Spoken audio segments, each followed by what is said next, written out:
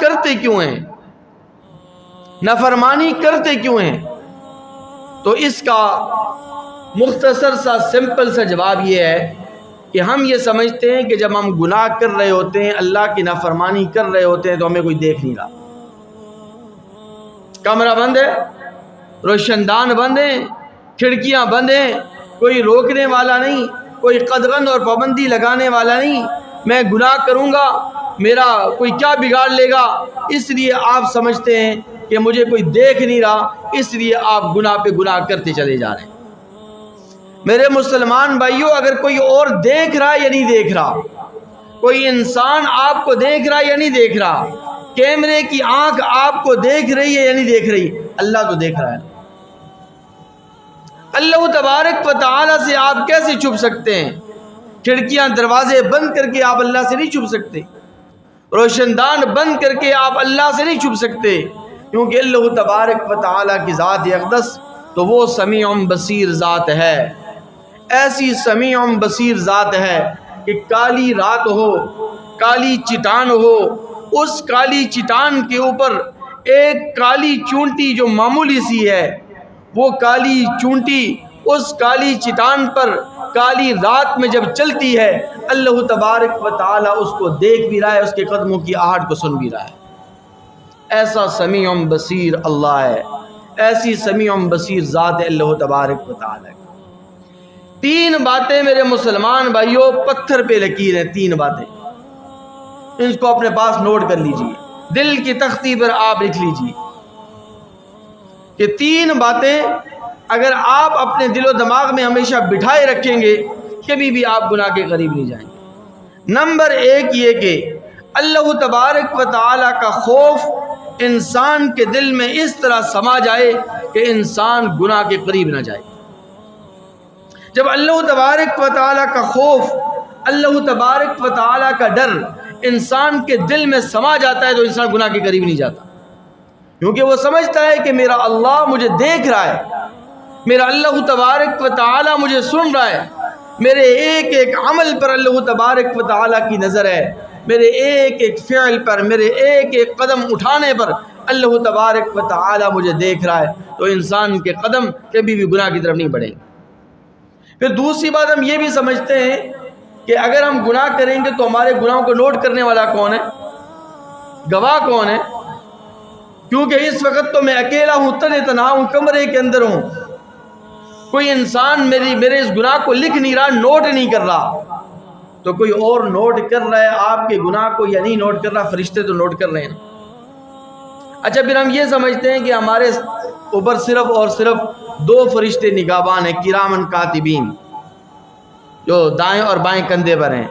لیکن عثمان غنی رضی اللہ تعالیٰ عنہ نے ایک مرتبہ آقا علیہ السلام سے پوچھا کہ یا رسول اللہ, انسان پر 24 گھنٹے کتنے فرشتے نگہبانی کرتے ہیں؟ نبی کریم صلی اللہ علیہ وسلم نے فرمایا کہ 20 فرشتے 24 گھنٹے تمہارے اوپر نگہبان ہیں. 20 فرشتے. دو فرشتے تو یہی ہیں, کرامن کاتبین, دائیں کندھے والا بائیں کندھے والا فرشتہ. دو فرشتے انسان کے ہر وقت دائیں بائیں رہتے ہیں. لہو معقبات من بین یدیہ ومن خلفہ یحفظونہ من امر اللہ.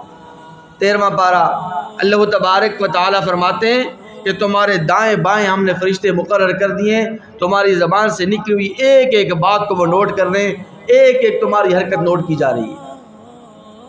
ایک فرشتہ انسان کے ماتھے کے بال کو تھامے ہوئے کھڑا رہتا ہے. یہ جو آپ کے ماتھے کے بال ہیں, ماتھے کے بال, پیشانی کے بال کو پکڑے کھڑا رہتا ہے. جب کوئی انسان اللہ تبارک و تعالیٰ کے سامنے جھکتا ہے, اللہ تبارک و تعالیٰ کے سامنے اپنی جبیں نیاز کو جھکاتا ہے, تو یہ فرشتہ اس کا ایک درجہ بلند کر دیتا ہے. اور جب کوئی انسان تکبر کرتا ہے, غرور کرتا ہے, اکڑتا ہے, اس کی گردن میں سریا آ جاتا ہے, وہ اکڑ کر اللہ کی زمین میں چلتا ہے, تو فرشتہ اس کا ایک درجہ پست کر دیتا ہے, ذلیل کر دیتا ہے, رسوا کر دیتا ہے. دو فرشتے انسان کے لبوں پر, انسان کے ہونٹوں پر متعین ہیں اور نگہبانی کرتے ہیں. جب کوئی انسان نبی کریم صلی اللہ علیہ وسلم کی ذات اقدس پر درود شریف پڑھتا ہے, درود پاک پڑھتا ہے, درود و سلام کے تحائف بیچتا ہے, تو یہ فرشتہ، یہ دو جو فرشتے ہیں، یہ دو فرشتے انسان کے لبوں کی حفاظت کرتے ہیں، انسان کے ہونٹوں کی حفاظت کرتے ہیں۔ ایک فرشتہ انسان کی زبان پر اور انسان کے منہ پر متعین ہے، تاکہ کوئی زہریلی چیز، کوئی نقصان دہ چیز اس کے منہ میں نہ چلی جائے، کوئی سانپ، کوئی دوسری چیز اس کے منہ میں نہ چلی جائے۔ دو فرشتے انسان کی آنکھوں پر 24 گھنٹے متعین ہیں، انسان کی آنکھوں کی حفاظت وہ کر رہے ہوتے ہیں۔ تو یہ کل 10 فرشتے ہوئے، اور دن اور رات کے الگ فرشتے ہیں۔ 10 فرشتے دن کے ہیں، 10 فرشتے رات کے ہیں۔ دن کے فرشتے جب اپنی ڈیوٹی کر کے اوپر جاتے ہیں آسمان دنیا پر، پھر دوسرے 10 فرشتے آ جاتے ہیں۔ تو یوں 24 گھنٹے میں انسان کے نگہبانی کے لیے اللہ تبارک و تعالی نے 20 فرشتے مقرر اور متعین فرمائے ہیں۔ یہ 20 فرشتے ہماری ایک ایک حرکت کو نوٹ کر رہے ہیں، ایک ایک گناہ کو، ایک ایک عمل کو نوٹ کر رہے ہیں۔ اور پھر ایک وجہ یہ بھی ہوتی ہے گناہ کرنے کی، انسان یہ سمجھتا ہے کہ شاید مجھے موت نہیں آئے گی، شاید میں مروں گا نہیں، میں نے اس دنیا سے جانا نہیں، یہ دنیا ہی میری زندگی ہے، یہ دنیا ہی دار البقاء ہے۔ لیکن موت تو ہر حال میں آنی ہے۔ اینما تکونوا یدرککم الموت ولو کنتم فی بروج مشیدہ۔ خلاصہ آیت یہ ہے کہ اگر تم مضبوط قلعوں میں جا کر بس جاؤ، مضبوط محلوں میں، مضبوط قلعوں میں جا کے تم بس جاؤ، تب بھی موت نے تمہیں آ کر نہیں پکڑنا ہے۔ موت سے تم نہیں اپنی جان چھڑا سکتے۔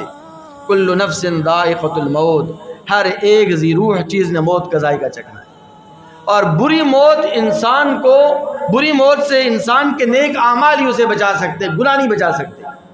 گناہ تو انسان کی موت کو بھی خراب کر دیتے ہیں، انسان کی آخرت کو بھی برباد کر دیتے ہیں۔ اور اگر بری موت سے اپنے آپ کو بچانا ہے تو بری موت سے بچنے کے لیے نیک اعمال کرنا ضروری ہے، اعمال صالحہ کا اہتمام ضروری ہے، گناہوں کو ترک کرنا ضروری ہے۔ حضرت عثمان رحمۃ اللہ علیہ فرماتے ہیں، یہ تابعی ہیں، صحابی نہیں ہیں، عثمان غنی کی بات میں نہیں کر رہا ہوں، رضی اللہ تعالیٰ، عثمان رحمۃ اللہ علیہ تابعی ہیں۔ یہ فرماتے ہیں کہ حارثہ بن نعمان رضی اللہ تعالی عنہ ایک نابینا صحابی تھے۔ جب یہ نابینا ہو گئے تو انہوں نے اپنے گھر کی جائے نماز سے لے کر، جہاں یہ نماز پڑھتے تھے، وہاں سے لے کر مین گیٹ تک، گھر کے مین دروازے تک انہوں نے ایک رسی لگا رکھی تھی۔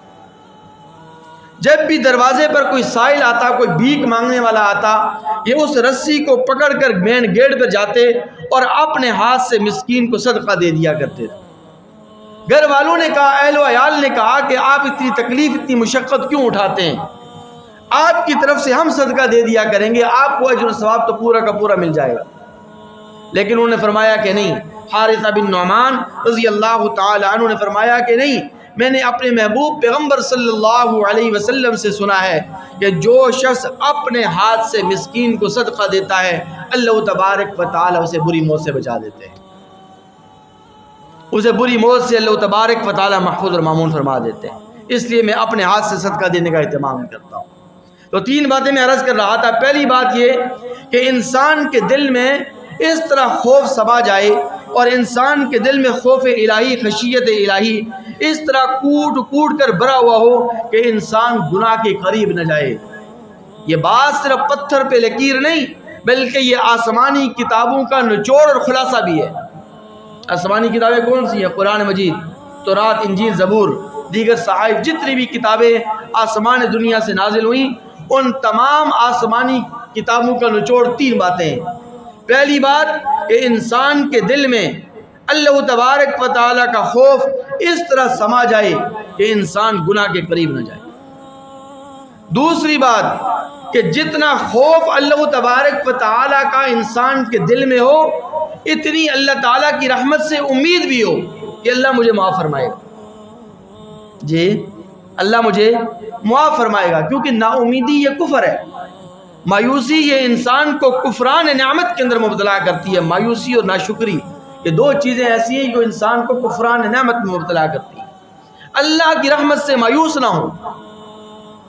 اللہ تب گناہ نافرمانیاں کر کے انسان اللہ کی رحمت سے مایوس ہو گیا تو اس کا ڈبل نقصان ہے، ایک تو گناہگار ہے، سیاہ کار ہے، اور اللہ کی رحمت سے مایوس ہو کر وہ کفر کے اندر مبتلا ہو رہا ہے۔ تو اللہ کا خوف بھی ہو، لیکن اللہ کے خوف سے زیادہ انسان کے دل میں اللہ کی رحمت سے امید بھی ہو۔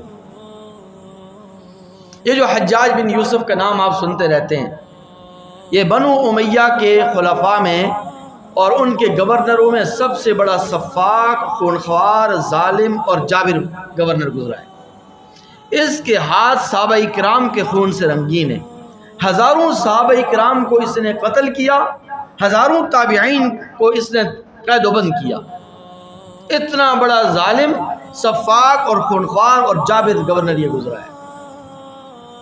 خواجہ حسن بصری رحمۃ اللہ علیہ فرماتے ہیں کہ اگر تمام امتوں، جتنی بھی امتیں گزری ہیں، تمام امتوں کے منافقین کو اکٹھا کر کے ایک پلے میں رکھ دیا جائے اور دوسرے پلے میں ہماری امت کے حجاج بن یوسف کو رکھ دیا جائے تو ہمارا پلہ باری ہوگا۔ اتنا بڑا سفاک، اتنا بڑا ظالم، اتنا بڑا خونخوار اور جابر یہ گورنر گزرا ہے اور بادشاہ گزرا ہے۔ لیکن جب اس کی موت کا وقت آیا، کینسر کے مرض کے اندر یہ مبتلا ہوا، تو اس نے ایک عجیب دعا مانگی ہے۔ اس دعا کو سن کر عمر بن عبدالعزیز رحمۃ اللہ علیہ کو بھی رشک آ جاتا ہے۔ عمر بن عبدالعزیز رحمۃ اللہ علیہ، جن کو ثانی عمر فاروق بھی کہا جاتا ہے رضی اللہ عنہ، تو عمر بن عبدالعزیز رحمۃ اللہ علیہ جب سنا کہ حجاج بن یوسف نے موت کے وقت یہ دعا مانگی ہے تو انہیں اس دعا پر رشک آیا، اور اس دعا کا تذکرہ جب خواجہ حسن بصری رحمۃ اللہ کے سامنے کیا گیا اور ان سے کہا گیا کہ حجاج بن یوسف نے موت کے وقت یہ دعا مانگی ہے کہ یا ربا تیرے بندے اور تیری بندیاں، مخلوق یہ کہتی ہے، لوگ یہ کہتے ہیں کہ اللہ حجاج بن یوسف کو معاف نہیں کرے گا، کیونکہ حجاج بن یوسف میں نے جیسے عرض کیا کہ بہت بڑا ظالم جابر انسان گزرا ہے۔ تیرے بندے اور تیری بندیاں یہ کہتی ہیں کہ حجاج بن یوسف کی معافی نہیں ہے، اس کی اللہ مغفرت نہیں فرمائے گا، اس نے بہت ظلم و ستم کے پہاڑ توڑے، لیکن یا ربا مجھے تیری رحمت سے امید ہے کہ تو مجھے ضرور معاف کرے گا۔ تو خواجہ حسن بصری رحمۃ اللہ نے فرمایا کہ کیا واقعات حجاج بن یوسف نے یہ دعا مانگی ہے؟ لوگوں نے کہا کہ بالکل، ہم نے اپنی کانوں سے سنی ہے، ہم عینی شاہد ہیں کہ حجاج بن یوسف نے موت کے وقت یہ دعا مانگی۔ تو خواجہ حسن بصری رحمۃ اللہ نے فرمایا کہ اگر حجاج بن یوسف نے یہ دعا مانگی ہے تو شاید کہ اللہ تبارک و تعالیٰ اسے معاف فرما دے۔ اللہ کی رحمت سے انسان مایوس نہ ہو۔ تفسیر ابن کثیر کے اندر ہے کہ جہنم کے اندر ایک جہنمی 1000 سال تک 1000 ایئرس 1000 سال تک یا حنانو یا منانو پکارتا رہے گا، یا حنانو یا منانو یا حنانو یا منانو۔ حنان کا معنی ہوتا ہے مہربان ذات، اور منان کا معنی ہے احسان کرنے والے۔ اللہ تبارک و تعالیٰ کے ناموں کو پکارتا رہا، 1000 سال گزر گئے، پکار رہا ہے یا حنانو یا منانو یا حنانو یا منانو۔ اللہ تبارک و تعالیٰ جبرائیل امین علیہ السلام کو حکم دیا کہ جبرائیل جاؤ ذرا جہنم کا جائزہ لے کے آؤ، جہنمی کی حالت میں۔ جبرائیل امین راؤنڈ لگائیں گے پوری جنت کا، جہنم کا راؤنڈ لگا کے واپس آئیں گے اور آ کے رپورٹ پیش کریں گے کہ یا ربا جہنمی مایوس ہیں اور جہنمی جلس رہے ہیں، آگ کے اندر بڑے پریشان حال ہیں، لیکن یا ربا ایک بندہ ہے جو مسلسل تجھے پکار رہا ہے اور یا حنانو یا منانو کہہ کر پکار رہا ہے۔ اللہ تعالیٰ جبرائیل امین کو حکم ارشاد فرمائیں گے کہ جاؤ اس کو پکڑ کے لاؤ میرے پاس، اس کو حاضر کرو۔ جب وہ آ جائے گا اللہ تبارک و تعالیٰ اس سے پوچھیں گے آپ بتلا میرے بندے جہنم کیسی جگہ ہے؟ تو وہ کہے گا کہ یا ربا جہنم رہنے کے اعتبار سے بھی بری جگہ ہے اور سونے اور رہائش کے اعتبار سے بھی تو بہت ہی بری جگہ ہے۔ اللہ تعالیٰ فرشتوں کو حکم دے کے جاؤ اس کو واپس جہنم میں لے کر جاؤ، اس کو واپس جا کے جہنم میں داخل کرو۔ تو وہ بندہ عرض کرے گا، وہ بندہ کہے گا کہ یا ربا نہیں، تو نے مجھے ایک مرتبہ جہنم سے نکال دیا ہے، مجھے تیری رحمت سے امید ہے، تیری رحمت کے شان کے خلاف ہے، تیری رحمت کی عظمت، تیری رحمت تیری عظمت کے خلاف ہے یہ بات کہ تو مجھے دوبارہ جہنم میں بھیجے۔ مجھے تیری رحمت سے امید ہے کہ اب تو مجھے جہنم میں واپس نہیں بھیجے گا، بلکہ تو مجھے جنت میں داخل فرمائے گا، میری مغفرت فرمائے گا۔ اللہ تعالیٰ فرمائیں گے جا میں نے تیری مغفرت فرما دی، جا چلا جا جنت کے اندر چلا جا۔ تو بین الرجاء والخوف، انسان کو خوف اور امید کے درمیان زندگی گزارنی چاہیے۔